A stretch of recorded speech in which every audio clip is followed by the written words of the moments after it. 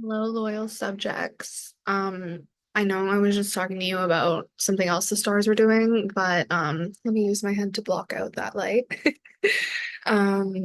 Mars is in Cancer, and so I've decided that what I want to do is go back to doing this thing that I did on Instagram a little bit ago, probably like a year ago. I started making like PowerPoints of like different celebrities' birth charts, like not everything there is to know about their birth chart, but basically just taking like their sun, moon, rising, Mercury, Venus, Mars, and like explaining that, I guess, like kind of being like, okay, because not in like a celebrity worship kind of way, but in like a psychoanalysis sort of way.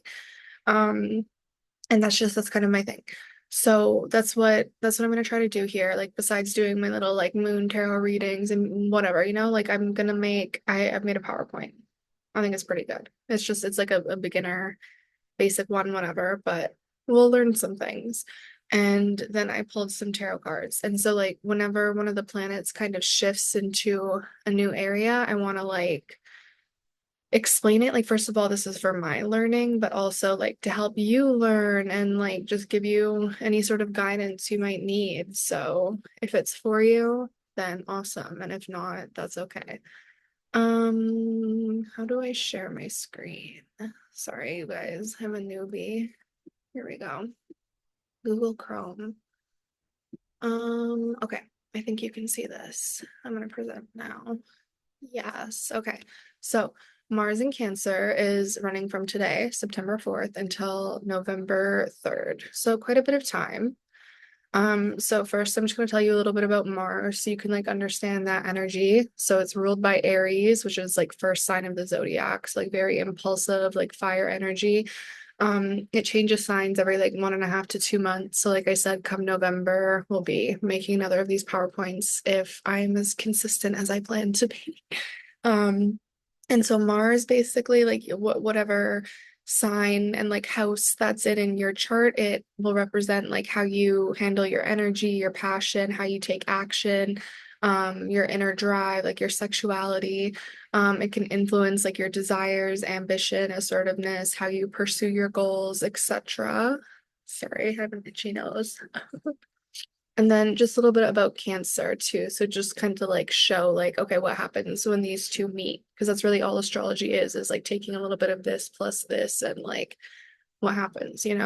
Um, so Cancer season is from June 22nd to July 22nd, give or take. So it's the first of the three water elements. So like Aries, it's kind of like emotionally volatile, and they rule the moon. So yeah, just think like those two energies. So like the moon, very intuitive, feminine, and then Mars, very like um oh, my phone was just telling me it's bedtime, like aggressive, like yeah, so I feel like they kind of clash naturally. But this year, like what people I watch have said is that because of like all the surrounding energies, things are like flowing a little bit more. And the tarot cards I have back that up, but they do kind of suggest where there might be challenges, but I'll talk us through that. Um, and so Cancer is the fourth house because the fourth zodiac sign. So like their whole thing is like nurturing. And so you might notice things about like childhood, your subconscious mind, emotions, inner security, your roots, home, etc. Oh my God, I have the itchiest nose. Okay. So how does Mars and Cancer, when you take those two and put them together, how does that manifest? They can be very easily triggered by like unstable family dynamics or just like unstable environments, period. A lot more passive aggressive than confrontational. Like I said, they're the first of the three water elements, so they can be kind of like the least mature in the way that they handle things. Naturally sensual, and they require a lot of attention and affection. Um, they're very loyal and they prefer intimacy with like someone that they love, like having that like familial bond over like just hooking up with a stranger. Incredibly passionate and emotional people. There's a lot of creatives with this. And yeah, they're quick to depart from environments or energies that feel unstable to them. So some examples, one thing I noticed of like the men that have this placement is so like there's Aaron Paul as like Jesse Pinkman, the greatest. Ed Westwick, that's his name, as Chuck Bass. Obviously, he got Me Too'd. Chuck Bass was also Me Too'd. So I don't know. I just think that life imitates art sometimes.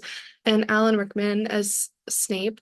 Um, these are all examples of, say, like men who maybe like it's like they're very deeply feeling people, but then instead of like channeling those feelings into like their everyday relationships, it's like they play these characters who are very like deeply feeling, like passionate, like moody, broody sort of people. And then I almost feel like that works in their favor because they're able to like get that energy out there that way, instead of like embodying it themselves. But yeah, that's just my thoughts on like the male side of it. And from a feminine side, some people who have it are Jamie Lynn Spears, Meghan Markle, and Reese Witherspoon. So Jamie Lynn Spears, obviously, like she was pregnant when she was like, I don't even know how old on Zoe 101, but that just kind of became like her whole entire life. It's almost like she had to sacrifice that like teenage stardom to like step out of it and become a mother. Um, Meghan Markle, she will just being in the royal family, period. Like that was a lot of pressure on her. And then it's like, as soon as she starts to have kids with Prince Harry and stuff, it's like she really became more defensive of like her career and was like, okay, like how can I protect this, And it was just like we started to see a different side of her. And then with Reese Witherspoon, what I thought was really interesting is like her kids are like carbon copies of her. So it's kind of like she was able to create like generational wealth, I guess, through like not cloning herself, but you know what I mean? Just like I don't know. There's something there. I don't have the words for it right now, but yeah, that's my PowerPoint. Now we're going to talk about my tarot cards, which we've been seeing the 10 of Pentacles a lot, and I like that. That's a good thing. I like having them around because it felt very out of reach for a while. Um, but so basically that goes with journey or imagination. So it's like where we have to use our imagination to figure out like what is your 10 of Pentacles? Like what is it that you want? I think it was Steve's Love Tarot was saying that like Mars and Cancer will kind of show us exactly what we want, but it's like you have to have the eyes to see it. You need to be paying attention. Um, and so, uh, uh, sorry, I need to pick this up. My nails aren't letting me. Oh yeah, okay. Vision Quest or Seek goes with the Empress in reverse, which I looked up, but I need to revisit. Oh yeah, okay, creative block or dependence on others. So while you're seeking the answers to like what your 10 of Pentacles is, if you're relying too much on other people to give you those answers, then it's like you're gonna feel blocked.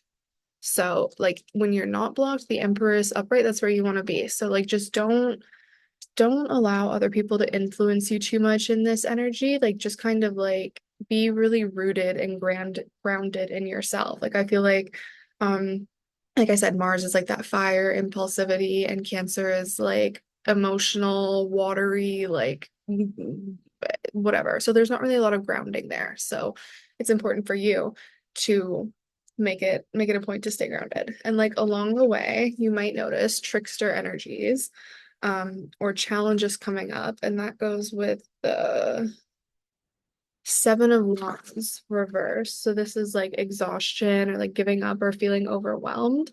So it's like if you're aware of these things, like in foresight, you can like, be prepared for them and just kind of expect like, like if you find yourself in a bad mood, you can just start laughing yourself. You're like, oh my God, that's those motherfucking trickster energies again. Like, I'm better than this. Let let me not let this get me down. That's what I was trying to say. Um, like just focus, be where you are, but know where you're going. That's my favorite motto right now. I think I probably have said that in another video recently too, but be where you are, but know where you're going. And so a really good way that like if you're just feeling overwhelmed by like the everything that there is to do with life because there's a lot, then a good way to get through that is expression. And the Three of Cups, that's like coming together like in community with your friends, your family. Like they'll have party hats on, like find the humor in things, find the laughter, listen to some music, like uplift your vibration, you know what I mean? Like just don't let the bastards get you down. That's what I'm going to title this reading. um and so, while you're going through all of this, like while you're realizing what you do want, a really good way to figure out like what you do want is to acknowledge what you don't want, right? And So what you don't want might be like in the lower world or in the past, like things that you've already experienced and you don't want to return to. So death in reverse is like resistance to change or like personal transformation or inner purging. So just like take this time to really like purge anything out of your life that you think might be holding you back, be it like an energy, like a friendship, like a material object, like anything, like just be really objective and look at these things and say like, okay, um, is this aligned with where I want to go? Is this aligned with my Ten of Pentacles? And anything that's not aligned with your Ten of Pentacles, throw it out, be gone. Okay.